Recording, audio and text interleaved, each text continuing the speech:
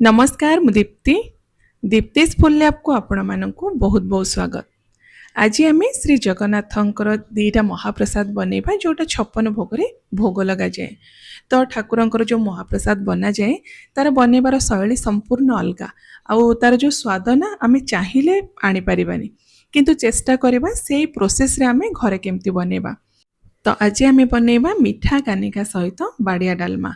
आशा करुच्ची समस्त को रेसिपी पसंद आसीबो।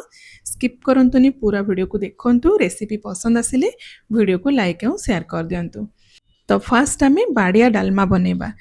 जेहेतु बाड़िया डालमा रे हरड़ डाली यूज करा जाए सेतिपई एठी मु गोटे बोल रो नेछि हरड़ डाली।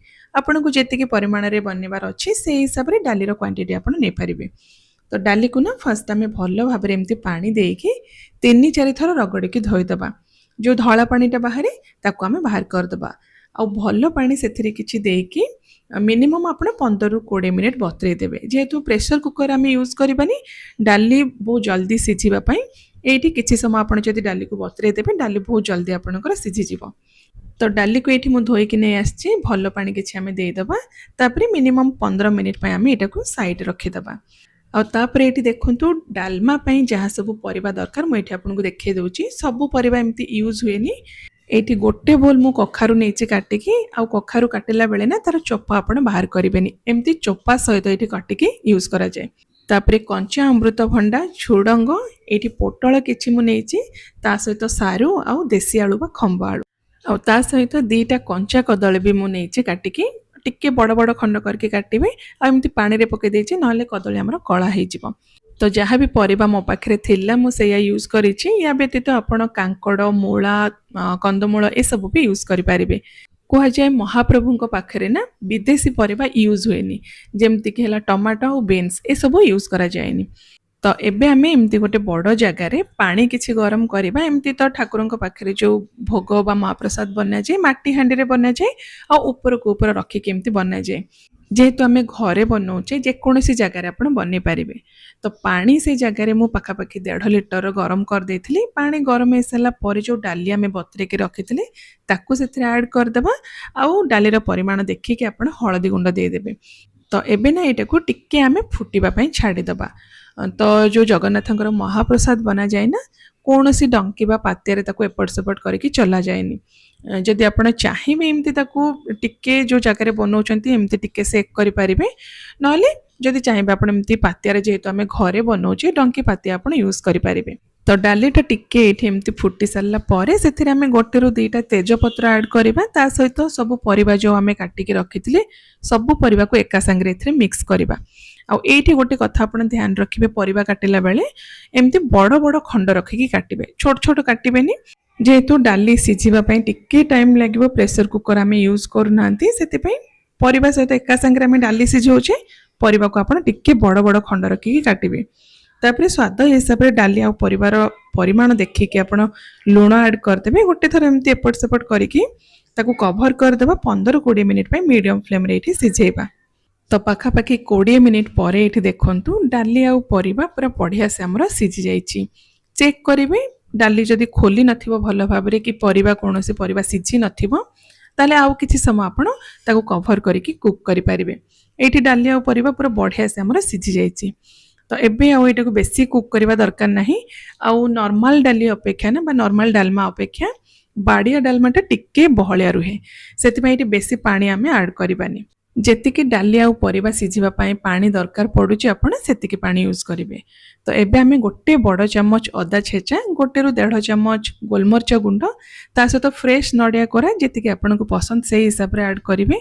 आउ एठी 2 चम्मच आमे गुड़ मिक्स करिबा। गुंड गुड़ एठी मु यूज करिछि। या जगह आपण रेगुलर गुड़ बा गोटा गुड़ यूज करि परिबे। तापरे पूरा लास्ट रे गोटे कप पाखापाखि नाड़ी बड़ी देकी या को आमे कवर कर देबा लो फ्लेम रे गोटे 2 मिनिट पई कुक करबा। बेसी कुक करबा दरकार नाही। डाली परिबा जेहेतु हमर पूरा बढ़िया से सिझी सारिछि। तो एठी देखंतु 2 मिनिट परे म आपनको देखाउछि गोटे थर आमे भल भाव एमती मिक्स कर देबा। आ ए जो बाड़िया डालमा को ना आपण एमती भी खाई परिबे बिना तड़का देकी भी खाई परिबे। नहले जदि चाहिबे आपण या ऊपर तड़का मिक्स करके भी खाई परिबे। तो एबे हम कोन करबा ना गोटे चम्मच कंचा जीरा एमती ता ऊपर बा डालमा ऊपर एमती पके देबा। ତା ଉପରେ ଘିଅକୁ ଭଲ ଭାବରେ ଆପଣ ଗରମ କରିଦେବେ, ଧୂଆଁ ବାହାରିଲା ଭଳି ଗରମ କରିବେ। ଏଥିରେ ଅଳ୍ପ ଟିକେ ଏମିତି ହେଙ୍ଗୁ ଦେଇକି ସେ ଯେଉଁ ଗରମ ଘିଅଟାକୁ ସେ ଜିରା ଉପରେ ଆମେ ପକାଇଦେବା। ଆଉ ତୁରନ୍ତ ତାକୁ ଏମିତି କଭର କରିଦେବା, 3-4 ମିନିଟ୍ ପାଇଁ ଏମିତି କଭର କରିକି ଛାଡ଼ିଦେବା। ଯାହା ବି ତଡ଼କାର ଫ୍ଲେଭରଟା ପୁରା ଡାଲମା ଭିତରେ ପଳେଇ ଆସିବ। ତ ଏଇଠି 2-3 ମିନିଟ୍ ପରେ ଦେଖନ୍ତୁ ବାଡ଼ିଆ ଡାଲମା ଆମର ପୁରା ରେଡ଼ି ହେଇଗଲା।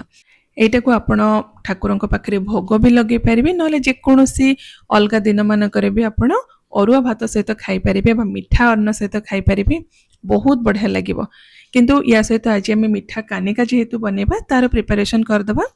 ତ କାନିକା ପାଇଁ ଏଠି ଦେଖନ୍ତୁ ଛୋଟ ଦାନାବାଲା ଅରୁଆ ଚାଉଳ ମୁଁ ନେଇଛି 1 କପ୍। ବାସମତୀ ଚାଉଳ ବି ୟୁଜ୍ କରିପାରିବେ, କିନ୍ତୁ ଠାକୁରଙ୍କ ପାଖରେ ଏମିତି ଛୋଟ ଦାନାବାଲା ଅରୁଆ ଚାଉଳଟା ୟୁଜ୍ କରାଯାଏ।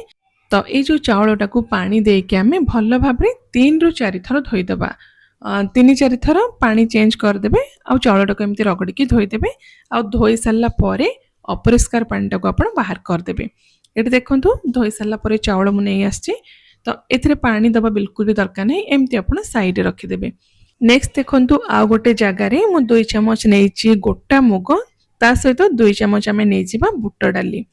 ତ ଏଇ ଯେଉଁ ମୁଗ ବୁଟ ଡାଲିକୁ ବି ଆମେ ଭଲ ଭାବରେ ଧୋଇଦେବା। ଧୋଇ ସାରିଲା ପରେ ସେଥିରେ ପାଣି ଦେଇକି ଅଧା ଘଣ୍ଟା ପାଇଁ ଆମେ ବତୁରିବା ପାଇଁ ଛାଡ଼ିଦେବା।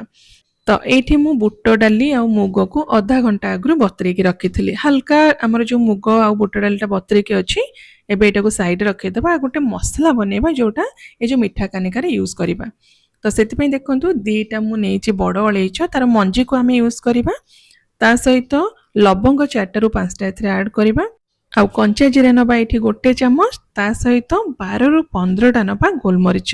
ଛୋଟ ଖଣ୍ଡ ଜାଇଫଳ ବି ଆମେ ଏଥିରେ ମିକ୍ସ କରିବା। ଗୋଟେ ମଟର ଦାନା ସେପ୍ର ଯେତିକି ସାଇଜ୍ର, ସେଇ ସାଇଜ୍ର ଖଣ୍ଡେ ଜାଇଫଳ, ତା ସହିତ ଖଣ୍ଡେ ଡାଲଚିନି। ତ ଜାଇଫଳ ଆଡ଼୍ କରିବା ପାର୍ଟଟା ନା ଏଇଠି ଭିଡ଼ିଓରେ ସ୍କିପ୍ ହେଇଯାଇଛି, ମୁଁ ଦେଖେଇ ପାରିନି।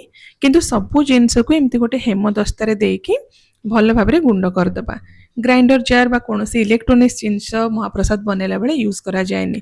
ଆଉ ଯେହେତୁ ଆମେ ଏଇଟାକୁ ଘରେ ବନାଉଛେ, ଏଇ ଯେଉଁ ମସଲାଟାକୁ ଆପଣ ଗ୍ରାଇଣ୍ଡର ଜାର୍ରେ ବି ଗୁଣ୍ଡ କରିପାରିବେ।